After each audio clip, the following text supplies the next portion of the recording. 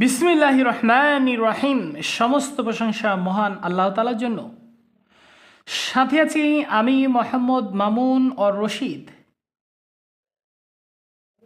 সহজ আরবি ব্যাকরণ ও রচনা বই থেকে। এটা ষষ্ঠ শ্রেণীর বই। আরবি ভাষার ব্যাকরণ। তাহলে তারিফুল লুগাত, ভাষা পরিচিতি। আল্লাহ তাআলা মানব জাতিকে সৃষ্টি করেছেন ও তাদের মনের ভাব প্রকাশ করার জন্যে কথা বলার শক্তি প্রদানের পাশাপাশি লেখার নিয়ম কানুন ও শিক্ষা দিয়েছেন। তাহলে অতএব মানুষ যা বলে ও লিখে মনের ভাব প্রকাশ করে তাকে ভাষা বা ল্যাঙ্গুয়েজ বলে। আরবিতে লুগাত বলে। পৃথিবীতে অনেক ভাষা আছে, যেমন আরবি, বাংলা, ইংরেজি, উর্দু, ফার্সি ও হিন্দি ইত্যাদি। আমরা বাংলাদেশি, তাই আমাদের মাতৃভাষা বাংলা, আর আরবদের মাতৃভাষা হলো আরবি। তাহলে এবার আসেন তারিফুল লুগাতিল আরবিয়াতে, আরবি ভাষা পরিচিতি। হজরত নূহ আলাইহিস সালামের পুত্র সাম এর বংশধরের মধ্যে প্রচলিত সেমেটিক ভাষার মধ্যে আরবি পৃথিবীর একটি শ্রেষ্ঠ ভাষা। এ ভাষাতেই অবতীর্ণ হয়েছে বিশ্ববাসীর মুক্তির সনদ মহাগ্রন্থ আল কোরআন। মহানবী সাল্লাল্লাহু আলাইহি সাল্লাম আরবি ভাষী ছিলেন। হাদিস, তাফসির, ফিকহ, ইতিহাস ও কুরআন হাদিসের ভাষ্য গ্রন্থ সমূহ আরবি ভাষায় রচিত হয়েছে। এবার মনে রাখতে হবে জান্নাতীদের ভাষাও হবে আরবি। তাহলে এই ব্যাকরণ থেকে বিভিন্ন চাকরির পরীক্ষাও কিন্তু কমন আসবে। বিশেষ করে সামনে আসন্ন 19তম শিক্ষক নিবন্ধন পরীক্ষার প্রস্তুতির জন্য এই ষষ্ঠ শ্রেণীর গ্রামার থেকে আলোচনা খুবই গুরুত্বপূর্ণ। তো অবশ্যই শুরু থেকে শেষ পর্যন্ত দেখতে থাকবে, আর অবশ্যই ভিডিওটিতে একটি লাইক ও কমেন্ট করতে ভুলবেন না। তারিফুল কাওয়াইদুল আরবিয়াতে, আরবি ব্যাকরণ পরিচিতি। যে কোনো ভাষা শুদ্ধরূপে লিখতে, পড়তে ও বলতে হলে কতগুলো নিয়মকানুন পালন করতে হয়। ওইসব নিয়মকানুনকে কাওয়াইদ তথা ব্যাকরণ বলে। আর আরবি ভাষা শুদ্ধরূপে লিখতে, পড়তে ও বলতে হলে যেসব নিয়মকানুন প্রয়োজন সেগুলোকে কাওয়াইদুল আরবিয়াত তথা আরবি ব্যাকরণ বলে।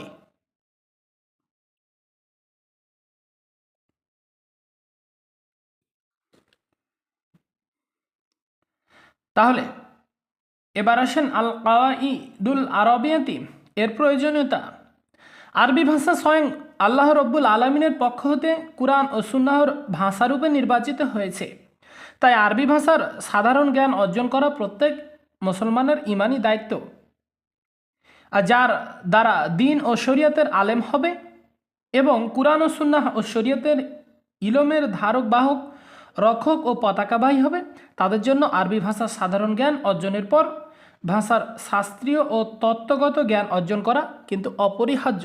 তাহলে আমাদেরকে অবশ্যই আরবি ব্যাকরণ সম্পর্কে ভালোভাবে জানতে হবে, বুঝতে হবে এবং অন্যকে শেখানোর চেষ্টা করতে হবে। ইলমুল সরফ এর প্রয়োজনীয়তা ও গুরুত্বের আলোকে ওলামায়ে কেরাম যুগে যুগে অসংখ্য গ্রন্থ রচনা করেছেন, যা বিশ্বের যে কোনো জাতির হৃদয়ে শ্রুদ্ধ বিস্ময়, উদ্রেক ও এ শাস্ত্রের গুরুত্ব উপলব্ধি করার জন্য যথেষ্ট। তাহলে এবার আসেন আল কাওয়াইদুল আরবিয়াত তথা আরবি ব্যাকরণ প্রথম 4 ভাগে ভাগ করা হয়েছে। 1. ইলমুল ইমলা এ তথা বর্ণ প্রকরণ শাস্ত্র। 2. ইলমুল সর্প তথা শব্দ প্রকরণ শাস্ত্র। 3. ইলমুল নাহু তথা বাক্য প্রকরণ শাস্ত্র। 4. ইলমুল উরুজ তথা ছন্দ প্রকরণ শাস্ত্র। তাহলে এবার আসেন সর্প শাস্ত্র প্রথম পাঠের। তাহলে ইলমুল সর্প, তারিফুল ইলমুল সর্প, সর্প শাস্ত্রের পরিচিতি খুবই গুরুত্বপূর্ণ। আবিধানিক অর্থে সর্প শব্দের অর্থ পরিবর্তন করা ও রূপান্তর করা। তাহলে সর্প শব্দের অর্থ হচ্ছে পরিবর্তন করা ও রূপান্তর করা। পরিভাষায় হুয়া ইলমুল ইউবাহাসু ফিহি আন তাহবিলিল কালিমাতি ইলা সুওয়ারিন মুখতালিফাতিন বিহাসবিল মা'না মাকসুদিন। অর্থাৎ ইলমুল সরফ এমন একটি শাস্ত্র যার মাধ্যমে উদ্দিষ্ট অর্থ মোতাবেক শব্দকে বিভিন্ন রূপ ও আকৃতিতে পরিবর্তন করা সম্পর্কে আলোচনা করা হয়।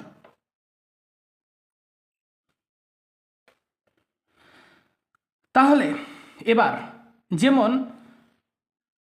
আর নাসরু মাজদার হতে নাসারা ইয়াংসুরু, উংসুর নাসিরুন মানসুরুন, মিন সারুন মানাসিরু ইত্যাদি গঠিত হয়েছে।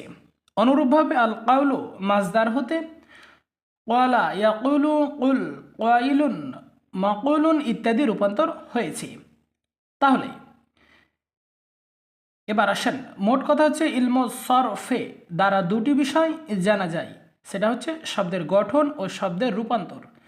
তাহলে শব্দের গঠন ও শব্দের রূপান্তর জানা যায় ইলমুল সরফ দ্বারা। তাহলে আমরা বলতে পারি যে নিয়মকানুন দ্বারা শব্দের গঠন ও রূপান্তর জানা যায় সেই নিয়মকানুনকে ইলমুল সরফ বলে। ইংরেজিতে এ শাস্ত্রকে ইটাইমোলজি বলে। তাহলে এবার আসেন ইলমুল সরফ এর আলোচ্য বিষয়। যেসব আরবি শব্দ বিভিন্ন পরিবর্তনের মাধ্যমে বিভিন্ন রূপ গ্রহণ করে সেগুলোই হচ্ছে ইলমুল সরফ এর আলোচ্য বিষয়। যেমন নাসরু একটি পরিবর্তনযোগ্য মাসদার, তাতে পরিবর্তন ঘটিয়ে নাসারা ফেলটি তৈরি করা হয়। তদ্রূপ নাসারা একটি পরিবর্তনযোগ্য ফেল, তাতে পরিবর্তন ঘটিয়ে ইয়াংসুরু ফেলটি তৈরি করা হয়। অনুরূপ মানসুরুন ও নাসিরুন দুটি পরিবর্তনযোগ্য ইসিম এবং তাতে পরিবর্তন ঘটিয়ে ইসমুল ফাইলু ও ইসমুল মাফউলি এর অন্যান্য সিগা গঠন করা হয়। সুতরাং এ শব্দগুলো ইলমুল সরফ এর আলোচ্য বিষয়। তাহলে পক্ষান্তরে জাফারো ও আসা ইত্যাদি শব্দগুলো পরিবর্তন গ্রহণ করে না, তাই এগুলো ইলমুল সরফের আলোচ্য বিষয় নয়। অর্থাৎ যেগুলো পরিবর্তন গ্রহণ করে সেগুলো হচ্ছে ইলমুল সরফের আলোচ্য বিষয়। তাহলে এবার আসা যাক, মোট কথা হচ্ছে পরিবর্তনযোগ্য ইসিম ও ফেল হচ্ছে ইলমুল সরফের আলোচ্য বিষয় বা উদ্দেশ্য। তাহলে ইলমুল সরফের উদ্দেশ্য, ইলমুল সরফ পড়া উদ্দেশ্য হচ্ছে বিশুদ্ধভাবে আরবি শব্দ গঠন করতে, নির্ভুলভাবে পড়তে এবং শুদ্ধভাবে লিখতে পারা। তাহলে এবার আসা যাক অজহুল তাসমিয়াতে নামকরণের কারণ। সরফ শব্দের অর্থ হচ্ছে ঘোরা ফেরা ও বিভিন্ন রূপে পরিবর্তন ও রূপান্তরিত হওয়া। আর যেহেতু এর মধ্যে আরবি শব্দের গঠন পদ্ধতি ও বিভিন্ন রূপে কি হয়েছে রূপান্তরের নিয়মাবলী সম্পর্কে আলোচনা করা হয়, এজন্য কি ইলমুল সরফ নামে নামকরণ করা হয়েছে।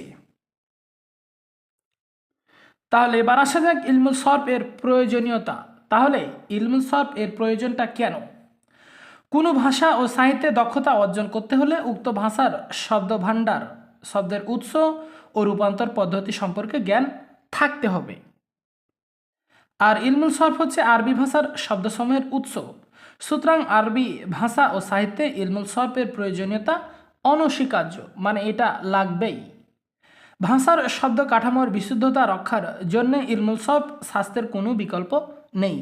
তাই শিক্ষার্থীদেরকে অবশ্যই ইলমুল সরফ অধ্যয়ন করতে হবে এবং তাতে ব্যুৎপত্তি অর্জন করতে হবে। মাজদার থেকে বিভিন্ন শব্দ তৈরি করা ও শব্দের রূপান্তর নিয়মকানুন জানতে হলে আমাদেরকে অবশ্যই ইলমুল সরফ এর দ্বারস্থ হতে হবে। তাহলে এবার আসা যাক সঠিক উত্তর, খুবই গুরুত্বপূর্ণ। 1, আরবি ব্যাকরণ প্রথমত কত প্রকার? তাহলে সেক্ষেত্রে হবে 4 প্রকার, যেটা বললাম। 2, ইলমুল ইমলাও অর্থ কি? তাহলে ইলমুল ইমলাও অর্থ হচ্ছে বর্ণ প্রকরণ শাস্ত্র। 3, ইলমুল সরফ শব্দের অর্থ কি? তাহলে সেক্ষেত্রে হবে শব্দ প্রকরণ। তাহলে 4, সরফ শব্দের অর্থ কি? তাহলে সরফ শব্দের অর্থ হচ্ছে ঘোরা ও ফেরা। 5, ইলমুল উরুজ অর্থ কি? ছন্দ প্রকরণ। 6, যে নিয়মকানুন দ্বারা শব্দের গঠন ও রূপান্তর জানা যায় তাকে কোন শাস্ত্র বলে? তাহলে সেক্ষেত্রে হবে ইলমুল সরফ। 7, ইলমুল সরফ এর আলোচ্য বিষয় কি? তাহলে সেক্ষেত্রে হবে পরিবর্তনযোগ্য ইসিম ও ফেল, অর্থাৎ যেগুলো পরিবর্তন করা যাবে সেগুলো অবশ্যই ইসিম এবং ফেল হতে হবে। 8 ইলমুল সরফ এর উদ্দেশ্য কি? তাহলে সেক্ষেত্রে হবে শব্দের গঠন ও রূপান্তরের ক্ষেত্রে ভুল ভ্রান্তি থেকে রক্ষা পাওয়া। 9 আর নাসরু শব্দটি কি? সেক্ষেত্রে হবে মাসদার।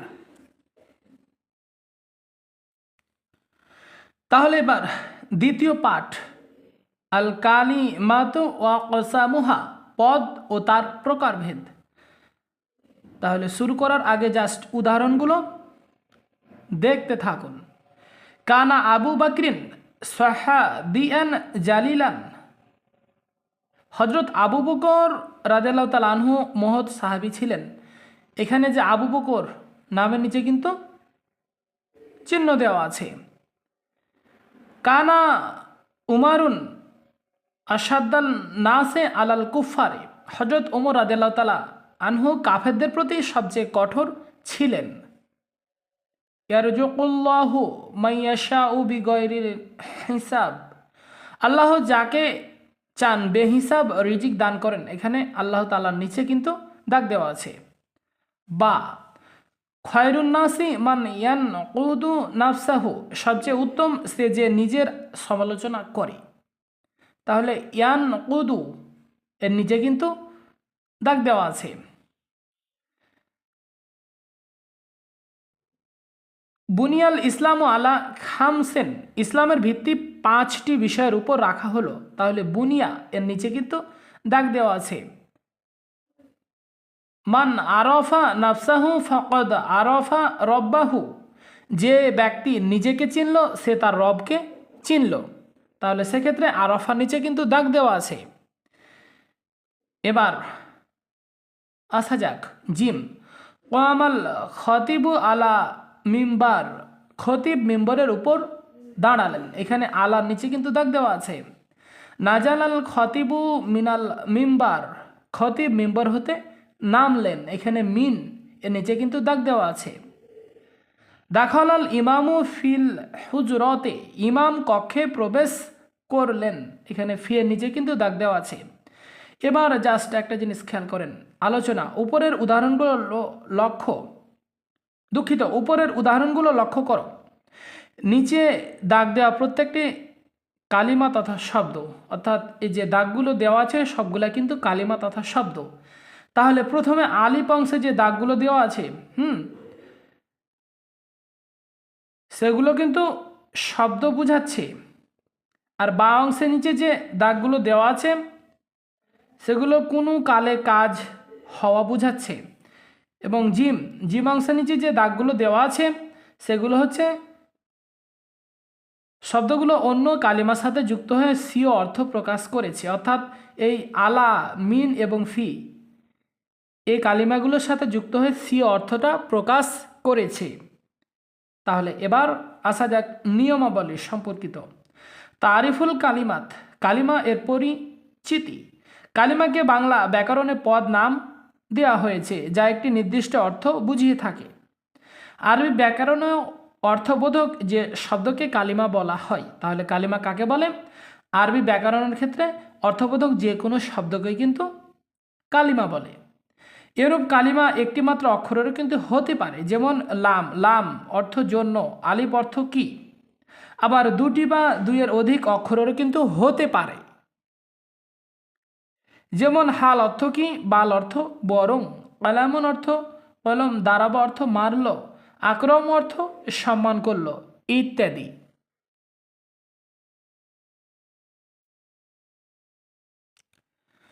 তাহলে এবার আসা যাক আকসামুল কালিমাত, কালিমাতের প্রকারভেদ। কালিমাত 3 প্রকার, যথা 1 ইসিম বিশেষ্য বা বিশেষণ বা সর্বনাম, ইংরেজিতে নাউন বা প্রোনাউন বা অ্যাডজেক্টিভ বলা হয়।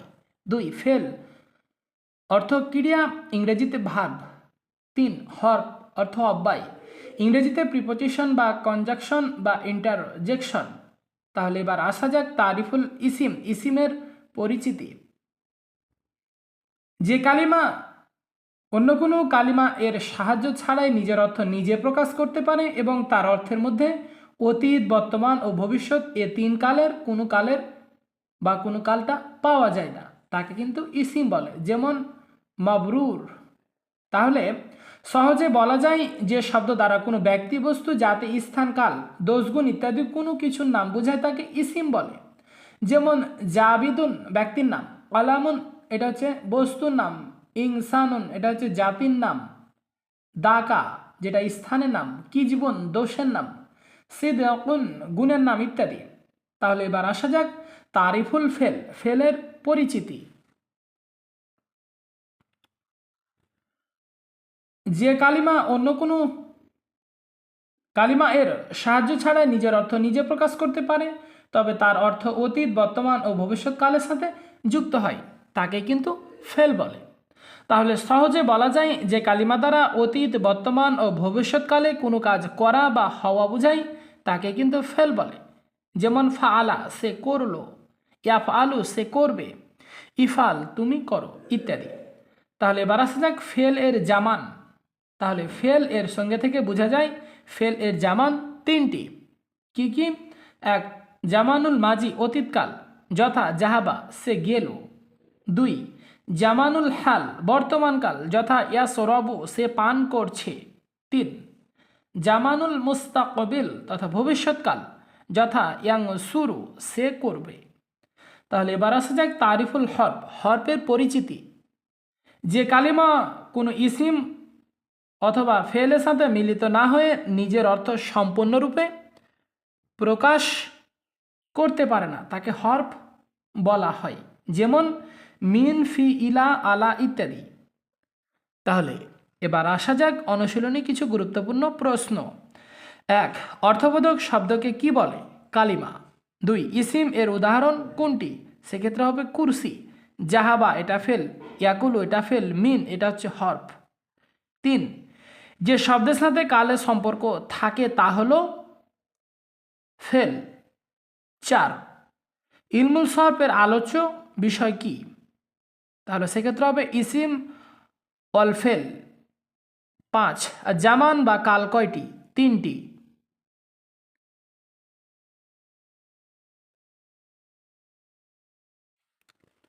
তাহলে এবার আসা যাক তৃতীয় পাঠ, আলামাতুল ইসিম অল ফেল অল হরফ। ইসিম, ফেল ও হরফের চিহ্ন সমূহ। তাহলে প্রথমে জাস্ট উদাহরণ খেয়াল করা যাক। আলিফ, খালিদুন মু ওয়াজ্জা ফু নাসরিল বারাকাতে, খালেদ আল বারাকা প্রকাশনীর কর্মচারী।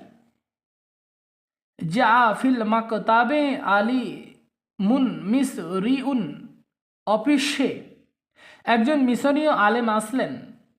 আর রজুলুল্লাজি যা হুয়া কয়মুন, যে লোকটি আসলো সে দাঁড়ানো। তাহলে এবার আসা যাক বাতে, সাতুবদি লাকাল আয়ামু মাকুংতা জাহিলান, তুমি যা জানতে না যুগ তা তোমার জন্য প্রকাশ করে দিবে। সাউফা ইয়ালামুনা মা হুয়া নাতি জাতুহুম, অদূর ভবিষ্যতে তারা তাদের ফলাফল জানতে পারবে। কদ নাসারাল্লাহুল মুমিনিনা বিবাদরিন, নিশ্চয় আল্লাহ মুমিনদেরকে বদরে বিজয় করলেন। তাহলে এবার আসা যাক জিম, যা রশিদুন মিনাল খরিজ, আব্দুর রাশিদ বিদেশ হতে আসলো। দা খল লাত হিরতুন ফিল মাতবাখে, রান্নাঘরে বিড়াল প্রবেশ করলো। ওদা আত তলিবু কুতুবাহু আলা ত ইলাতি, ছাত্রটি টেবিলের উপর তার কিতাবগুলো রাখলো। তাহলে এবার আলোচনায় জাস্ট আসা যাক, উপরের উদাহরণগুলো জাস্ট লক্ষ্য করো। আলিফ অংশে মুয়াজ্জাফুন শব্দটি মুজাফ হয়েছে, মিসরিউন এর ইয়াটি ইয়াইল মানসুব এবং হুয়া জমিটি মুসনাদ ইলাই হয়েছে। বা অংশে সাতুবদি এর মাঝে সিন, সাউফা ইয়ালামুনা এর সাউফা এবং কদ নাসারা এর কদ ফেলের সাথে যুক্ত হয়েছে। জিম অংশে মিন, ফিলা শব্দগুলো পূর্বোক্ত কোনো রূপ আলামত ধারণ করছে না। তাহলে এবার আসা যাক নিয়মাবলীতে। আলামাতুল ইসিম, ইসিম এর আলামত সমূহ যে চিহ্ন দ্বারা কোনো শব্দের ইসিম হওয়া প্রমাণিত হয় তাকে ইসিম এর আলামত তথা চিহ্ন বলে। ইসিমের উল্লেখযোগ্য আলামত সমূহ হচ্ছে: 1. কোনো কিছুর নাম হওয়া, তাহলে ইসিম হতে হলে প্রথমে কোনো কিছুর নাম হতে হবে, যেমন জায়েদুন দাকা। 2. শব্দের প্রথমে আল যুক্ত হওয়া, যেমন আলহামদু আল কালামুন। 3. মুজাফ হওয়া, যেমন আবদুল্লাহি গুলামু জাইদুন, তাহলে ইসিম হতে হলে 3 নম্বর আলামত হচ্ছে মুজাফ হতে হবে। 4. মানসুব হওয়া, যেমন মিসরিউন বাংলাদেশিউন। 3. তাসগির হওয়া, তাহলে অবশ্যই তাসগির হতে হবে, যেমন হুরাইরাতুন কুরাইশুন। 6. আল মাউসুফ হওয়া, যেমন জায়েদুন আলিমুন তিলমিজুন জাকিউন। 7. মুসনাদু ইলাই হওয়া, যেমন জায়েদুন কয়মুন। 8. তানবিন হওয়া, যেমন কালামুন হিবরুন। 9. শব্দের প্রথমে আল হুরফুল জার যুক্ত হওয়া, যেমন বিল্লাহি বিরব্বিল কাবাতে। 10. আল মুসান্না হওয়া, যেমন কালামুন গোলামুন। 11. জামু হওয়া, যেমন কুতুবুন মাসাজিদু। 12. শব্দের শেষে গোলতা হওয়া, যেমন মাদ্রাসাতুন। 13. আল মুনাদ হওয়া, যেমন ইয়া মোহাম্মদুন ইয়া জাইদুন। 14. আদাদ হওয়া, যেমন সালাসাতু খমসুন। 15 নম্বর আলামতে রয়েছে আলামাতু জরফ হওয়া বা স্থানের অর্থ জ্ঞাপক হওয়া, যেমন মাতবাখুন মসজিদুন। আলামাতুল ফেল, ফেলের আলামত সমূহ যেসব চিহ্ন দ্বারা কোনো ফেল তা প্রমাণ করা যায় তাকে ফেলের আলামত বলা হয়। ফেলের উল্লেখযোগ্য আলামতগুলো হচ্ছে: 1. শব্দের প্রথমে কদ যুক্ত হওয়া, তাহলে ফেল হতে হলে সর্বপ্রথম কদ যুক্ত হতে হবে, যেমন কদ নাসারা সে সাহায্য করেছে। 2. শব্দের প্রথমে সিন যুক্ত হওয়া, যেমন সা ইয়াং সুরু অচিরেই সে সাহায্য করবে। 3. শব্দের প্রথমে সাউফা যুক্ত হওয়া, যেমন সাউফা তা'লামুন অচিরেই তারা জানতে পারবে। 4. শব্দের প্রথমে হারফুল জাজিম যুক্ত হওয়া, যেমন লাম ইয়াং সুর সে সাহায্য করেনি। 5. শব্দের সাথে জামিরু মারফু মুত্তাসিল যুক্ত হওয়া, যেমন দারবতু, তাহলে দারবতু এটা হচ্ছে জমিরে মারফু মুত্তাসিল। 6. শব্দের পূর্বে হারফুল নাসিবু যুক্ত হওয়া, যেমন লাং ইয়াদরিব সে কখনো মারবে না। 7. শব্দটি আমর হওয়া, যেমন অংশুর তুমি সাহায্য করো। 8. শব্দটি নাহি হওয়া, যেমন লাতাংসুর তুমি সাহায্য করো না। 9. শব্দটি মাজি এবং মুজারা এর দিকে রূপান্তরিত হতে হবে, যেমন নাসানা ইয়াং সুরু। 10. শব্দের শেষে হরকতবিহীন তা যুক্ত হওয়া, যেমন দারাবাত। তাহলে এবার আসা যাক আলামাতুল হরফের আলামত সমূহ। শব্দের মাঝে ইসিম এবং ফেল এর উল্লেখিত আলামত তথা চিহ্ন হতে কোনো একটি চিহ্ন পাওয়া না যাওয়াই হচ্ছে হরফের চিহ্ন। তাহলে ফেল এবং ইসিমের চিহ্ন বাদ দিয়ে যেগুলো রয়েছে সেগুলো হচ্ছে আলামাত হরফ তথা হরফের আলামত।